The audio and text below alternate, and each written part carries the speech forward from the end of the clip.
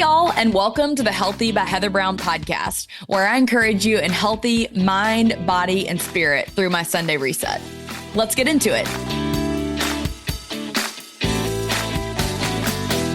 Hey, everybody, and welcome back to another episode of Healthy by Heather Brown. Y'all, guess what? I just found out that the doctor that I'm having on today is also from the Birmingham area. So any of my BHAM girl gang, y'all, she's right up the road in Anniston, which is so fun for me. So Dr. Saundra Dalton-Smith, I got an email telling me about her new book and all the things. And as soon as I read this line in the email, I was like, oh yeah, we're going to have her come on and talk about this today. So this is what she says that I was like, oh my gosh, I need to hear this myself. She said, while our hustle culture has produced striving, restlessness, and discontent in our soul, Dr. Saundra's life-changing guide will bring you into a true emotional rest through a genuine God awareness, self-acceptance, and learning how to break free from fear-based living patterns. You'll discover the revelation of who you really are, known, seen, and valuable. I'm like, and all God's people said amen. Welcome, Dr. Saundra, to the show. Thank you so much for having me. Of course. Dr. Saundra, I'm kind of going to put you on the spot, but I just felt led as I was reading your intro. Do you mind just opening us up in prayer so that everybody can kind of, even if they're running errands or they're feeling crazy and harried, they can receive this message about rest? I'd so appreciate that. I thank you for that. Lord, I thank you that we have an opportunity to just take a moment to abide, to really reconnect with who you are and who we are in and through you. So, Father, I pray that as each person is tuning in and taking a moment just to hear and join into our conversation, God, that you will be in the midst, that you will help us to ingest the truth of your word and allow it to become the living water in our life that helps us to be able to stop striving and really get to a place of being who you've called us to be. In your name I pray, Jesus. Amen. Amen. Thank you so much, Dr. Saundra. Isn't it so wild how you can feel so hurried and rushed, and then somebody prays and you're like, oh, thank you, Lord, for that gift of just an exhale. It's almost like your body senses it, mind, body, and soul, truly. Yes. So, Dr. Saundra, tell everybody a little bit about who you are and how you came to the realization that people needed to hear this message about rest. And I mean, I can only imagine with all the moving and becoming a doctor, what the stress in your life must have looked like. So just fill in the gaps for us a little bit about your journey.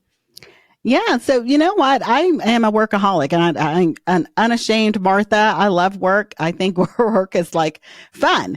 And so it's one of those things where I spend a lot of my time kind of pushing in this mindset of rest and stopping and being are not really that important as long as I'm doing what God called me to do, until I burned out. And then it became more clear that the Sabbath wasn't really a suggestion, and that the conversation Jesus had with Martha was more of an intervention than a reprimand. And I started to kind of engage with it from that standpoint. That's where my book, Sacred Rest, came from, and the 7 types of rest and all of that. But even after understanding what rest is and how to even apply it in my life, I realized there were still some aspects of my journey where I had some restlessness.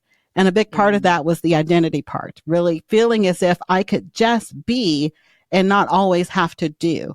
And then learning, how do I apply that in a way that allows me to explore kind of what God's doing, the transitions of seasons and changes with all the different things that come with life, and do so from a place where I never really had done so before. It had always been about the work, and just really taking that step back in this season to kind of evaluate, God, who am I? Who am I, not just in the doing, but who am I at the core of how you created me? My likes, my desires, my hopes, my dreams, things that got put on pause because I was too busy working or mothering or doing all the other things. And now have time to actually stop and ponder. And then what do we do next after we learn a little bit more about ourselves? Yeah, I think that what you just touched on is where so many women find themselves, especially. How old are your kids, Dr. Saundra? I was just talking to my mother-in-law about this. 21 is turning 21 this year, and the other one's turning 19 this year. Oh my gosh. Okay. Well, I'm like, wow. First of all, I'm sure I could pick your brain for a solid hour just about parenting advice, but we'll save that for another time. But I do think that this is so cool that you came on, because I just have had so many conversations with women recently, even in my direct messages, just being like, okay, I've raised my kids and now what? Or, I'm turning the corner where now my kids are getting ready to drive, or now they're going to the junior high. And I feel like all of a sudden, and even I know sometimes for kindergarten parents, we send our kids to kindergarten and we're like, whoa, I now have like 5 hours in the middle of the day just to do whatever I want to do. And I think that you're so right. Then that's when you start to be like, okay, well, who am I? Because I was working really hard and taking care of my kids. And then you're like, now there's this vacuum. What do I do with that? And I think that so often now people turn to just doom scrolling, or they're stuck on Instagram or Facebook, and that's not going to help us find who God really called us to be. So to that mom that just had somebody move out to go to college or had a big life transition, where do you recommend she even starts? You know what? I recommend this for the mom who just had a child move out, as well as the mom who just had their child wave and walk away at the daycare. And you're like, they don't need me anymore. Because I wasn't that long ago. It doesn't seem like I was there. Mourn the loss, because the reality is seasons are small periods of loss throughout that journey. You have moments where they are clinging to you literally for dear life. And then there's moments of breakaway as they grow, as they mature.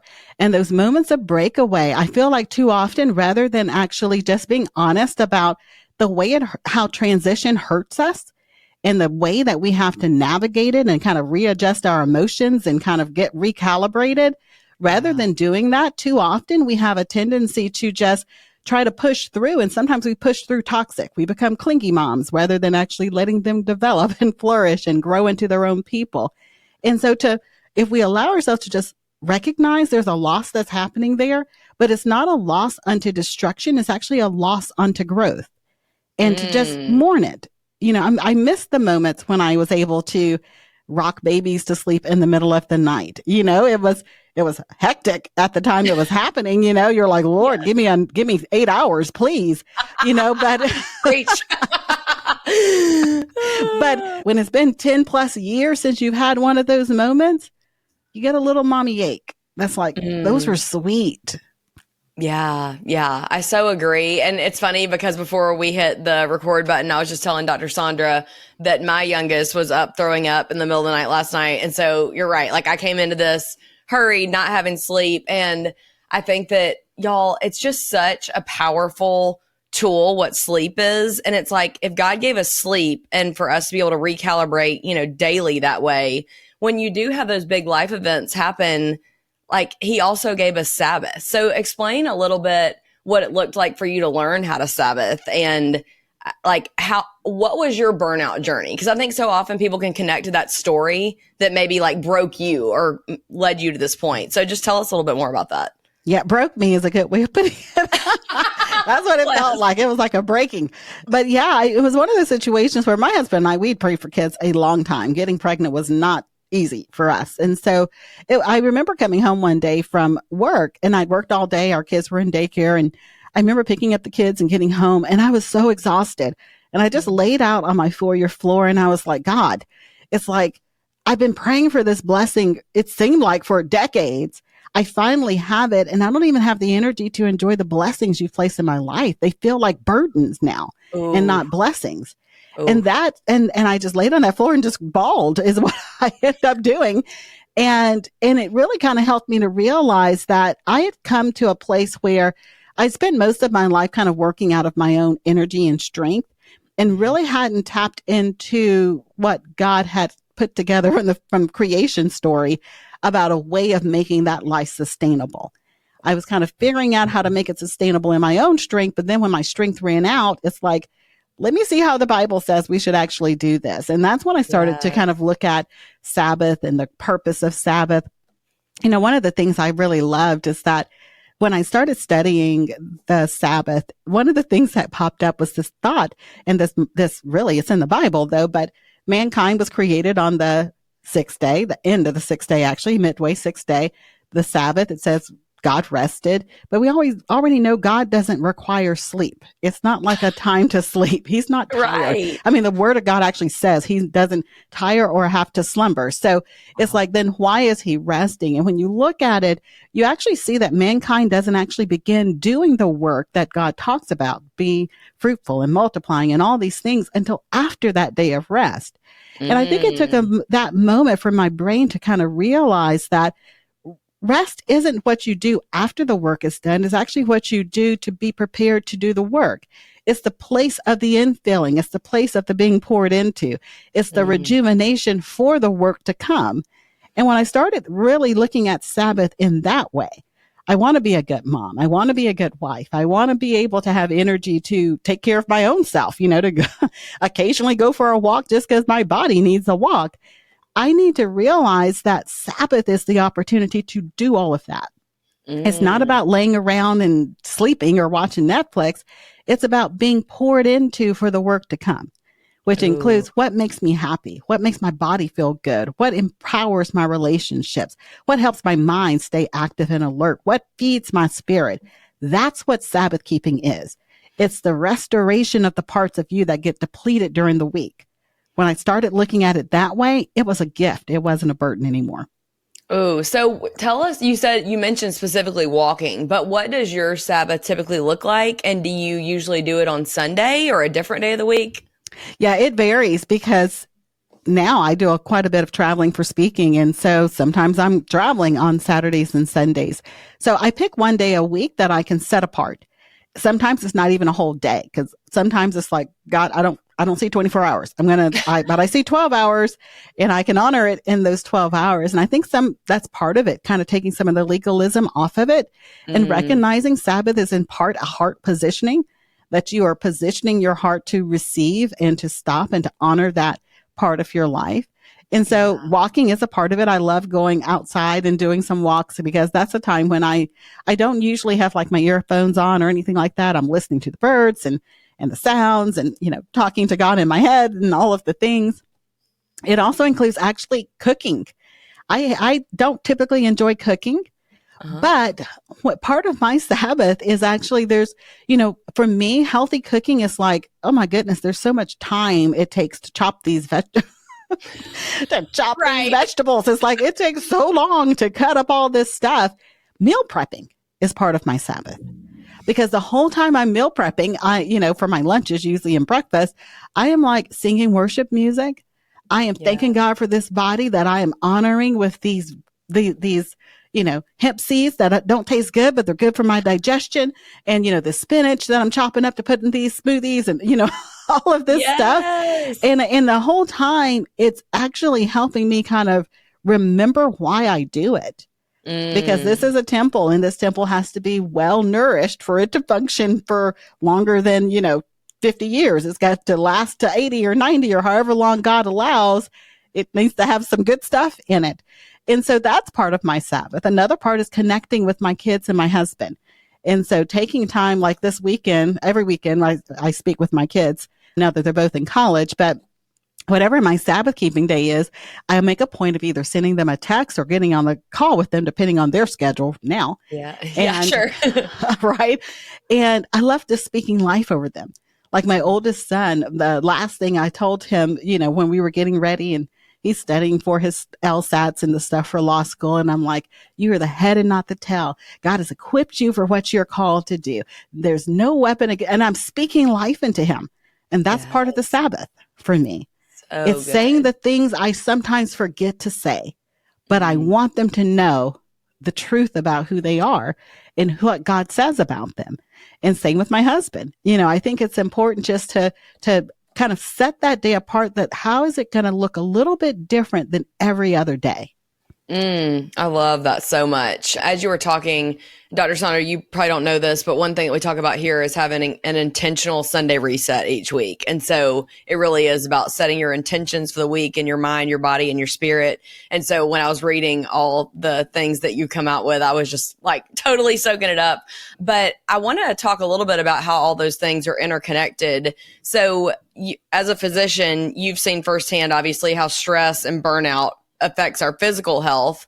So do you mind even speaking some to how people's burnout is affecting their emotional and spiritual well-being as well as their physical well-being?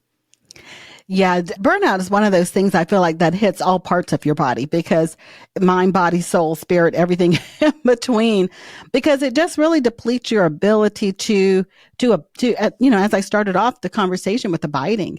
I feel like burnout kind of cuts things close to the core. It causes a level of divide where you don't feel like you are getting the energy from that connection anymore. And I sometimes feel that when we use the word burnout, we often are thinking more like the disconnect in our physical lives, kind of the work we do and those kind of things. But as you mentioned, there's actual spiritual burnout where you feel like, oh, well, I don't really need to read my Bible anymore. I've read it all. I've been through it one time. I don't necessarily need to read it again, or even look at passages or things of that nature. I feel like there's a lot of different ways that we can burn out and start getting that disconnect.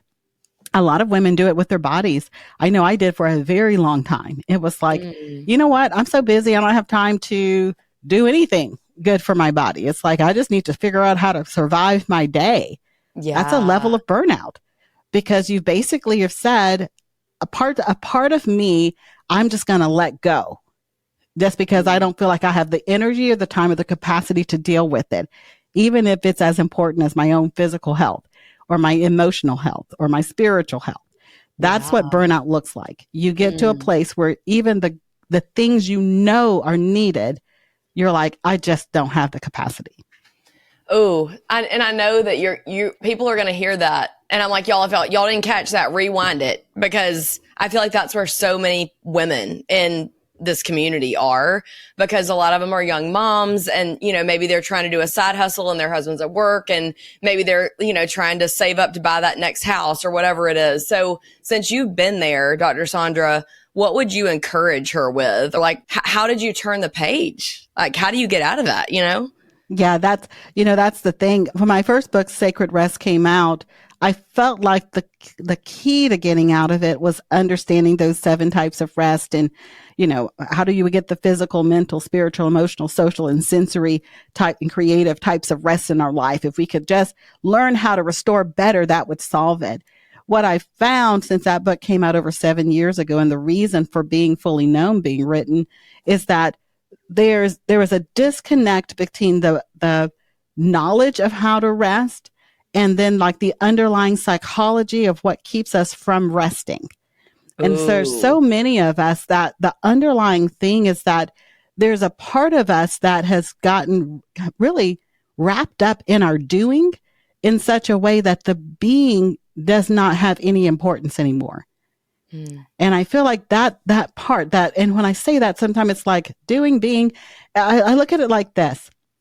There's a whole lot of things that I can do, but I can only be who I am. However, right now, there's a lot of people who are not even being who they are. They're being who everybody else expects them to be. And that becomes its own stressor, which then leads to more burnout.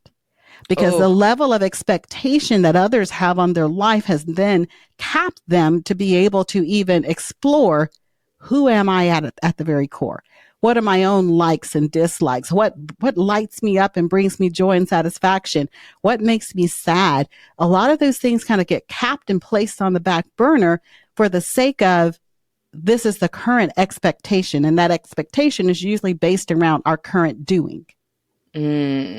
You know what? You just made me think. I would challenge every single person that's listening to this to pause right here and to write down those questions that you just asked. And maybe if you don't mind repeating a few of them one more time, but I would love for people to have maybe like 4 to 5 questions that they could sit down after they end this episode and write down and answer those questions, because you're right. As long as you're stuck and not even knowing who you are or what you enjoy or how to refill your cup, how do you ever recalibrate? So maybe can you go through some of those, maybe like 5 to 7 questions that you're like, if you could answer these, I feel like you would like have a fresh start to turn the page tomorrow. Yeah, I love that because actually, as you know, in the book Being Fully Known, every chapter we conclude with these unveiling questions for that exact reason. The Yes. coach in me cannot like ask questions because it's not me just telling you stuff. It's like you have to discover you. And Yes. so the very first question I tend to ask every person is what is a past hurt that is now affecting your current decisions? Ooh, can you give an example of that? Well, I can give an example in my own life. A past hurt Yeah. that affected current decision was that I grew up in an environment that kind of didn't talk about emotions. And so Mm. in my family, it's like if you're sad or you're happy or whatever the emotion was, you just kind of kept it blunt. It wasn't, Mm. we Yeah. didn't fluctuate like highs and lows like some households we see. It was just like everybody's like on an even keel. And if somebody got too excited, we kind of brought them back down. Because it's like, what are you so happy about? Like bring it down a notch. I mean, I would literally remember hearing people say, bring it down a notch, Yeah. So, Same, sister. People will be like, "You're loud. Why are you so loud?" I'm like, "Cause I'm excited." exactly. And then how was that affecting current decisions? When I was in relationships, I would be judging, am I too much? Or am I too, am I fitting in correctly? Am I expressing in a way that is acceptable and okay rather than actually just being me and showing up authentically and allowing part of the book we talk about belonging. And I love making the differentiation about not fitting in, not finding the places where you like fit in, but find the places you naturally fit, where your uniqueness and your difference actually is needed because you're bringing another element of who God is, his character and how he presents himself so that people get a fullness of the picture of God, not just another example of the same old that they're already seeing. And so that would be Yes. one question. It would just be that, like, what has happened in the past? What's a wound or an injury or something that has happened in the past that is now affecting your current decisions? A second question would be, what is something you liked as a child that you have not touched as an adult? Mm. For me, that'd be like dancing. And like, I love to dance and cheer and all that stuff. So anytime we're like out, for like a gala or, I mean, even at a basketball game or a hockey game and the music comes on, I'm like, I'm out there dancing because I miss it so much. So for you, because I have another friend who I just was on the phone with earlier today, we were talking about that. And I asked something very similar and she said dancing. And the question I then asked her was, well, who put baby in the corner? Ooh, I love it. That's right. Me. And that's usually the answer because it's like no one else told you to stop dancing. Yeah. It's like, who put you in the corner? And because the thing is, when we get real about some of these types of questions, it starts helping us to be able to see there's parts of myself that I'm holding back. And then it requires you to go a little bit deeper into that.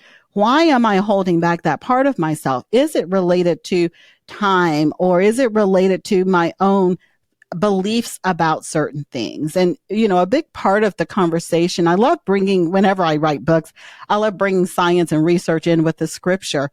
Yeah. When we think about truth and belief, you can believe something that is not true. You can have a level of perception of something that is simply based on your own experiences and not based on truth. It can look like truth to you simply because it is the experience you've lived, but that does not make it the truth. Yes. And so we then sometimes have to actually just have times when we're asking ourselves, is this true? In other words, biblically true, or is this just my experience? Or did culture force this on me? Like there was so much when you were talking earlier about wanting to fit into a box and all these kind of things. And it's like, did, the school system that you were in or the Sunday school class you were in, like teach you inadvertently that you just have to, say yes and do whatever fits perfectly, but it doesn't fit perfectly if God created you this way and you're not living authentically to his truth for your life. So true. So good. Yeah. So, Dr. Saundra, I did want to ask you one more question because I know we're quickly running out of time, but I guess like, golly, if there's a woman that's listening to this and she's like, yeah, that's me. I'm like caught up in this hustle culture. I feel like I'm just like on everybody else's timetable. I'm running from sun up to sundown, and I don't even know how, if let's say she loved dancing, like how would she break away from just identifying herself as just like still in this like shame, or I'm just a mom, or I don't really know what I'm supposed to be doing in my life, or if I'm not doing, then I don't feel like I'm productive, and then I feel lost. Like, I guess just any kind of like closing words of wisdom that you could give her, I think would be incredible. Yeah, I think the big part of that, because it is a journey, and I think that's the part of it that is difficult for so much of it. And my invitation to her would be is to stay in the tension of becoming. The subtitle of the book is The Joyful Satisfaction of Beholding, Becoming, and Belonging. It is not kind of like this one-stop journey that you get to. There's a process. And the process requires a time of beholding, a time of kind of seeing the possibilities. And oftentimes in my desires for people to see what's possible through looking at scripture and looking at people of the Bible and characteristics of God. And then there's this tension once you see once you're beholding something and you see it, there's this tension because we are created in the image of God. And so there's this tension of what aspect of your character have you placed inside of me that I have yet to discover? And so that's the becoming that's difficult for so many of us. We see ourselves in the mirror and we see ourselves through our life experiences and we say, well, this is who I am. I have this title and this role. But often when we see something in the beholding and we're like, I can see myself in that, but I don't know if that's me yet. It's like you don't recognize who you are. You don't really kind of recognize how that could even possibly be. Yeah. And there's a tension there. And it's that tension that requires space and grace and time and transitions. And oftentimes, I should probably say, it's a slow process of this becoming. And it's a steady tension in each and every one of our lives. And we see it unfold throughout the seasons of life, throughout young motherhood to, empty nesting, to retirement, to changing careers, all these different kind of tension points in the becoming. And my encouragement to them would be, enjoy the process. What would it look like to, instead of trying to make every moment make sense, allow every moment to be a point of discovery as you learn more about who you are, what you like, what you don't like, and just flow with the process of the discovery.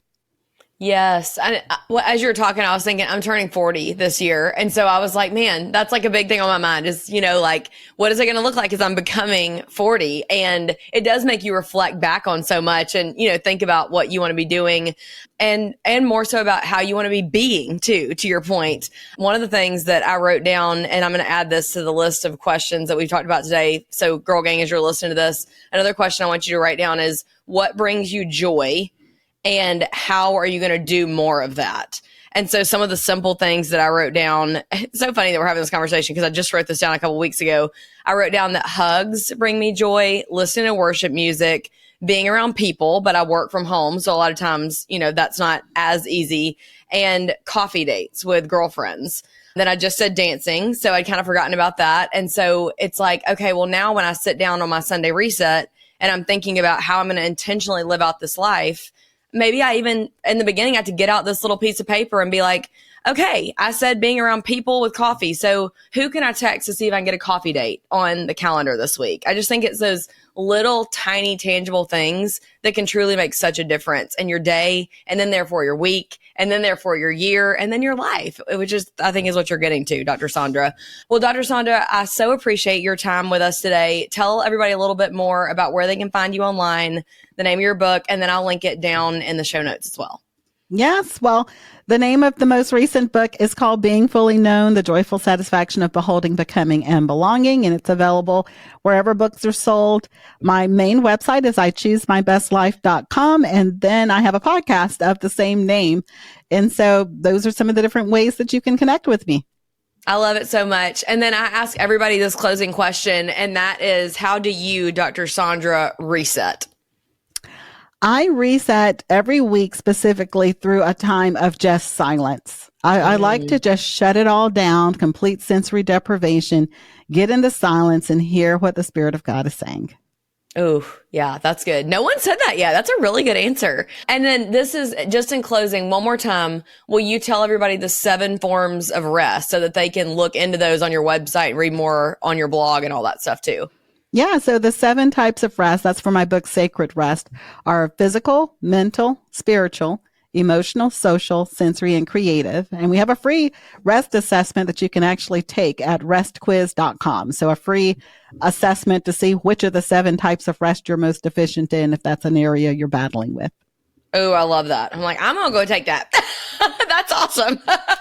Well, Dr. Saundra, it was such a joy to have you on. Thank you for imparting some of your wisdom to us. And Girl Gang, as she was talking, I also was thinking about the Bible verse that says, I am the vine and you are the branches. And so often I feel like we, in either our mothering or in our work or in our all of our things that we're juggling, we're trying to be the vine. Like, it's almost like we're like, no, God, I got it. Like, and you're not staying connected to him to let him then overflow into your life. Like what Dr. Saundra was saying, you get to just be a branch. So anytime that you start feeling so overwhelmed with all these things that are piling up on your plate, just maybe try to take that moment of silence, exhale, be like, okay, Lord, I feel me rushing out to the car this morning. I feel myself wanting to yell at my kids. I realize that I'm trying to do this all on my own. Help me to rely on you. And y'all, that's a prayer he wants to answer. He wants to come in and fill in those gaps for you. Last thing I'll say is that I also had on Hannah Brencher, who wrote an entire book about like Sabbathing, and we talked a ton about that. So I'll link that down in the show notes. If this is something that you struggle with, just like I do, I'll link up some more resources down there. And then, of course, I'll link up Dr. Saundra's website, her free quiz, therestquiz.com, and all those things down in the show notes so y'all can connect with her. Have a beautiful, blessed day, and I'll see you next week. Here at the Healthy by Heather Brown Show, we're on a mission to help women take back their health, mind, body, and spirit God's way. No woo-woo, new age fluff, or mainstream nonsense. In a world pushing quick fixes and burnout, we're choosing real wellness, intentional living, and faith-filled confidence. This show is for you, sister, and it's made possible by this incredible community. If you believe in this mission, here's how you can help. 1, pause and leave a 5-star review. It's free and makes a huge impact. Share with a bestie who needs this message.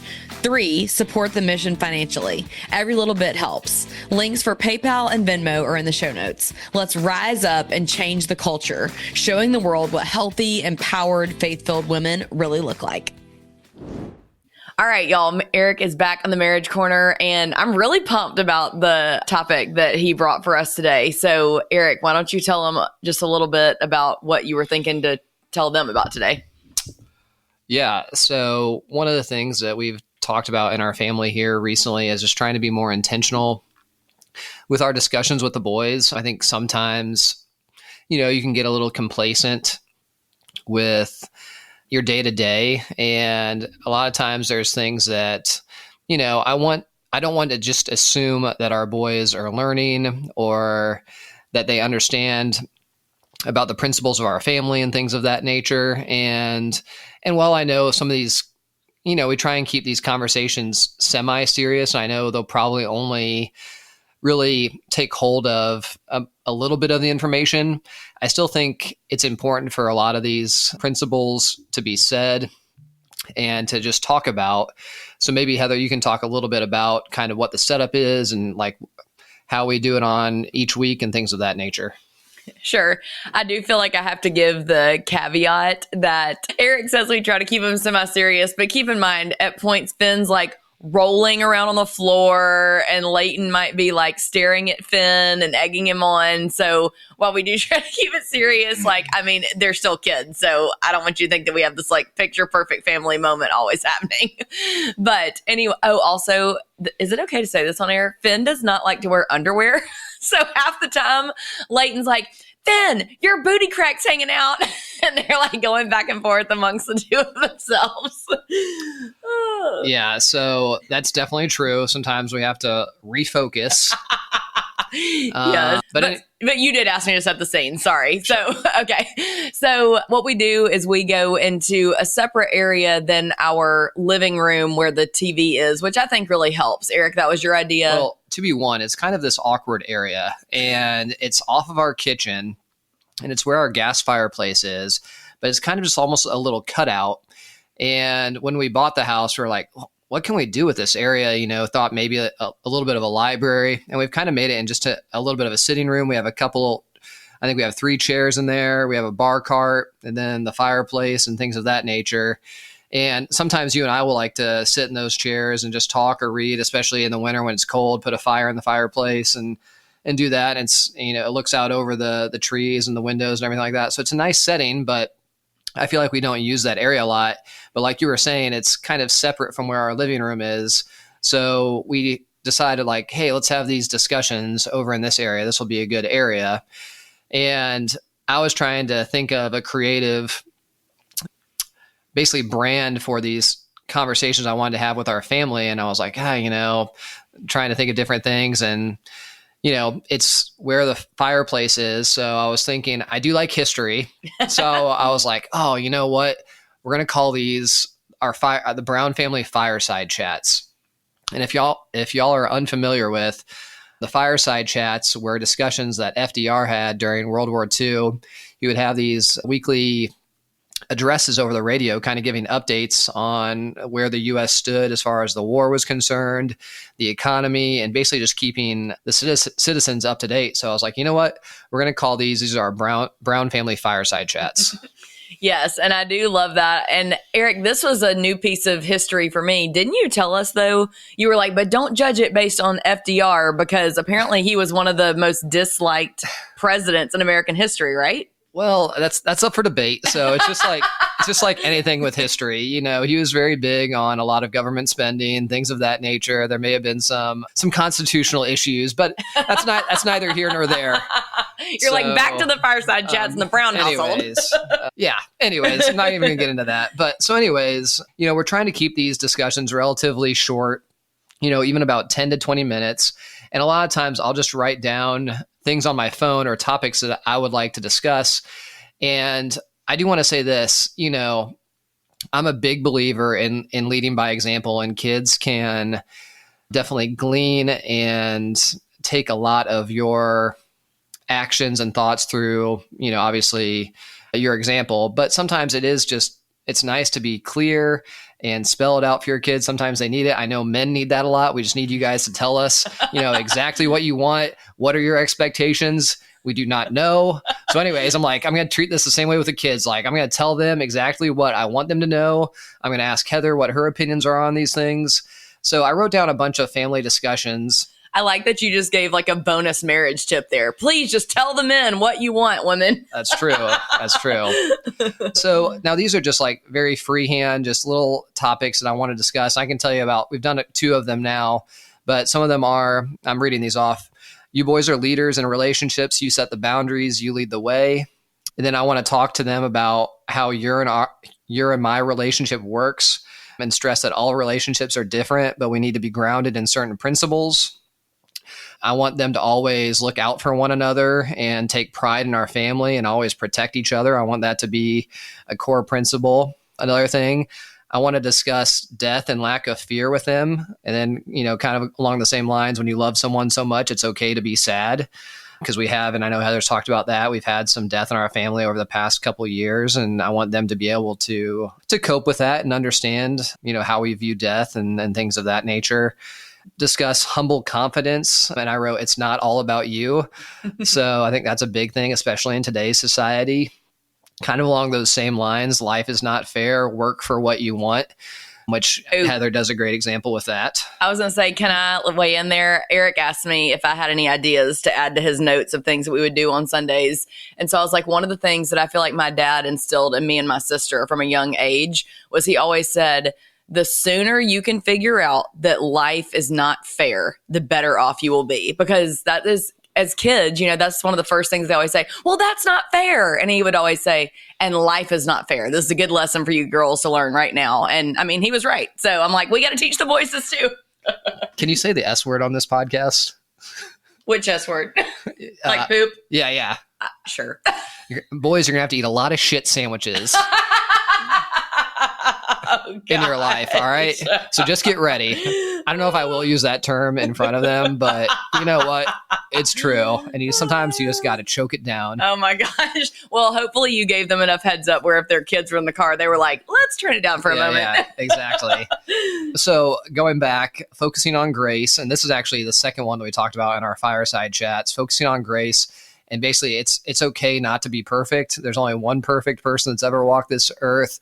And it took me a long time to really understand that. And one thing that I've noticed in our boys, and I think they get this a little bit from me, and it is it's natural for a lot of people, but just, self-doubt and not being confident in yourself in certain things. And I really want them to understand, like, hey, do not beat yourself up if you don't get this math problem right. If you don't play well in this game, you're going to look back and these are so small things. No one is going to care about the math test you took in second grade. It's just, I understand to them, it's, here and now, and it's very hard to take a long-term approach or a long-term view, but I want them to be okay and just be confident in themselves and figure out where they need to find their confidence and find their identity. So continue to stress that. So like I said, these are going to be ongoing conversations. We'll probably hit these points multiple times. I also said just being grateful and being thankful, talking about that. Oh, can I, spoiler alert, Eric was referring to Jesus, in case that wasn't clear. There's only one person that's ever walked the earth that's been perfect. Yeah. It was Jesus. You probably figured that out, but just making sure, just clarifying. Jeez. Yeah. But anyways, those are kind of the ones that I've written down over a period of time. So I'm looking forward to having these conversations with the boys. Oh, the first one that we did, the first fireside chat that we did was focused on basically just taking pride in our family and also just emphasizing how important exercise and physical activity is to our family. We're big believers in that. Obviously, if you listen to Heather, she is huge into overall mind, body, spirit, fitness. And I want our boys to also, I want to ingrain habits in them at a young age to focus on physical fitness. And they are active with soccer and different sports, but even going above that, we said, hey, me and mom, we get up early in the morning. We work out every day. We want you guys to start doing these things. And we actually did some very simple exercises with them and, just lateral hops with cones. I want our boys to learn how to jump rope. I feel like all these kids nowadays don't know how to jump rope. So, we have a jump rope down there and, we'll start basic, and things of that nature, but general coordination and just, getting up, getting moving, doing lunges, doing push-ups, things that aren't fun, but you know what? Just like you said before, life's not fair. Sometimes life's not fun. You're going to learn to do these basic things and you're going to be better for it. So discipline. Yes. I mean, just because other people aren't doing that doesn't mean your family doesn't. Change the mold, do something different. So that's kind of what we're trying to do with these fireside chats. And so far, they've been fairly well received. Our kids are still relatively young. Who knows in 2 years if they'll actually listen to us? But, at least we're starting that and we'll see where it goes. Yes, I totally agree. And actually, Eric, as you were talking, I was thinking about how it would actually be a really fun episode. We should do this in the future where we write down things that we feel like are becoming a lost art in childhood, like jumping rope and sawing wood, knowing how to use a hammer and nails, all these things. So anyway, well, that was fun. We have loved doing the fireside chats. And just in case you and your family want to put into play some of the exercises, the things that we had the boys do that day that we were like, we want you guys to start practicing these. Eric will sometimes have Leighton or Finn go out and get 50 to 100 touches on the soccer ball, kicking it up against the side of the house or the garage doors. Yes, it's loud inside. Yes, it's annoying, but it's worth it. Like you said, the jumps laterally forward and back over a cone, 50, where what do you call it? Where you pick your knees up, but they're touching the soccer ball? Toe taps. We had them do push-ups, which, bless it. I mean, kids, half the time it looks like they're humping the ground when they're trying to do a push-up, but that's where we're getting better. Modify on the knees. Things yes. Like that. Yeah. Push their hips forward. And then lunges, jump squats or froggers, you called them, which of course the boys like the term froggers. Mm-hmm. What other thing? Oh, we have them do a 30-second plank, forearm plank. And we have decided if they do those in a rotation, like 2 or 3 rounds, that they can actually earn additional time on their switch that way, which I think was a really good idea by you. So anyway, okay. Is that about all you have for the fireside chats with the Browns? That's it. Okay, cool. Well, we'll see you guys next Tuesday. Thanks so much for tuning in. And please do us a favor and hit that follow button. Make sure you download this episode and share it with a friend or another family that you think would be fun to do the Fireside Chats inspiration with. Okay, have a great one. Bye. Okay, friend, that's a wrap on this week's episode. If you're not already following me on Instagram, make sure to screenshot this episode, share it to your stories, and tag @Healthy by Heather Brown so I can connect with you in my DMs. It truly brings me so much joy to see how these episodes impact you. Make sure to subscribe so we can see you back here next Tuesday for our weekly show. In case you don't know, your downloads, ratings, and reviews are the actual lifeblood of this podcast, and it helps spread the word to your friends and family. So please hit the download button on this episode and leave a 5-star rating if you super loved it. And if we're really BFFs, you'll spread the happy and text this podcast link to someone who needs to hear it today for some encouragement. Scroll down to the show notes on this episode to see any and all links mentioned, freebies to fuel your health goals, prayer-related episodes, and the 7-day free trial of my exclusive membership where I personally coach and cheer you on in whole health. While you're there, make sure to check out my Amazon storefront with healthy snacks, my favorite look for less workout outfits, and books and devotionals that challenge me in my faith. If you ever need to find my Amazon storefront, just Google Healthy by Heather Brown Amazon and it will come up. Have a great day, girl gang.